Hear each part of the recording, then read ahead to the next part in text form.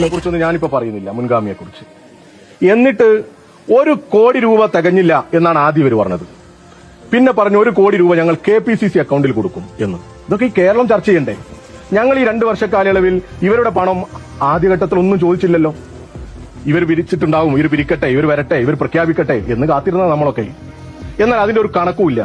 പിന്നെ ഇങ്ങനെ ചോദ്യങ്ങൾ വന്നപ്പോ ഞങ്ങൾക്ക് ഇത്രയേ കിട്ടിയിട്ടുള്ളൂ, ഞങ്ങൾക്ക് ഇത്രയൊക്കെ പിരിക്കാൻ ഞങ്ങളുടെ അക്കൗണ്ടിലേക്ക് വന്നിട്ടുള്ളൂ എന്നും പറഞ്ഞ് ഇവര് പത്രസമ്മേളനം നടത്തി.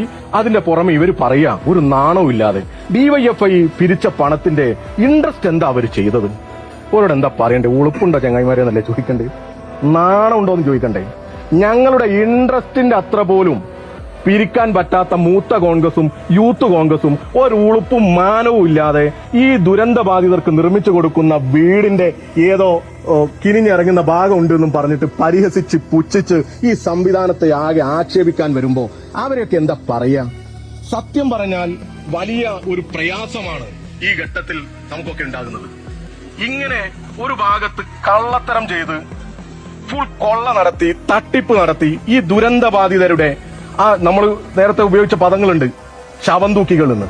അത് അന്വർത്ഥമാക്കുന്ന തരത്തിൽ ഈ ദുരന്തത്തെ മുൻനിർത്തി പണം പിരിച്ച് മുക്കിയിട്ട് വീണ്ടും ഇതേ കോലായിൽ വന്നിട്ട് പറയാ ഞങ്ങൾ CMDRFിലേക്ക് അല്ലല്ലോ കൊടുത്തത്.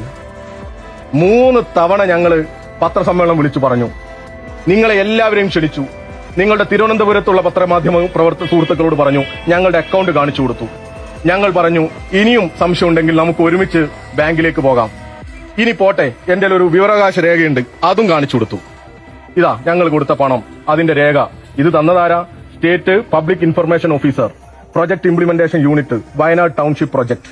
അതിൽ ഞങ്ങൾ കൊടുത്ത പണവും എല്ലാം ഉണ്ട്.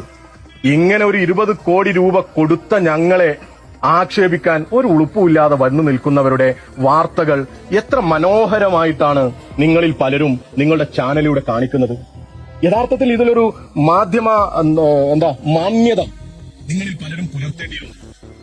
ഒരു സമൂഹത്തിനൊരു അപകടം ഉണ്ടായി, ആ അപകടത്തെ മുൻനിർത്തി നമ്മൾ പലരും നമുക്ക് ചെയ്യാൻ പറ്റുന്നതൊക്കെ ചെയ്യുന്നു.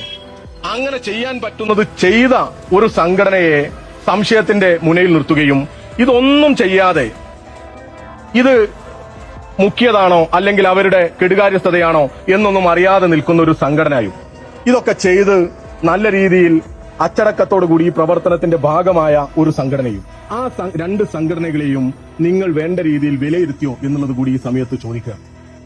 യഥാർത്ഥത്തിൽ ഈ യൂത്ത് കോൺഗ്രസും ഈ കോൺഗ്രസും ഒക്കെ എന്താ പറയേണ്ടത്? അല്ലെങ്കിൽ അവരെന്താ ചെയ്യേണ്ടത്?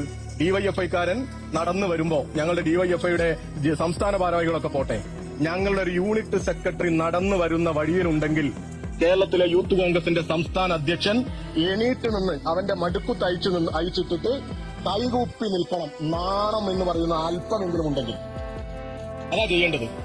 അല്ലാതെ ഇവിടെ വന്നിട്ട് വീടുകാരിത്തം വിളിച്ചു കഴിയല്ല. പൊതിക്കറിവുണ്ടാകും സതീശനും അതുപോലെ തന്നെ ഈ പറയുന്ന ചില മാധ്യമ പ്രവർത്തകർക്കും ചില യൂത്ത് കോൺഗ്രസ് നേതാക്കന്മാർക്കൊക്കെ ഉണ്ടാവും.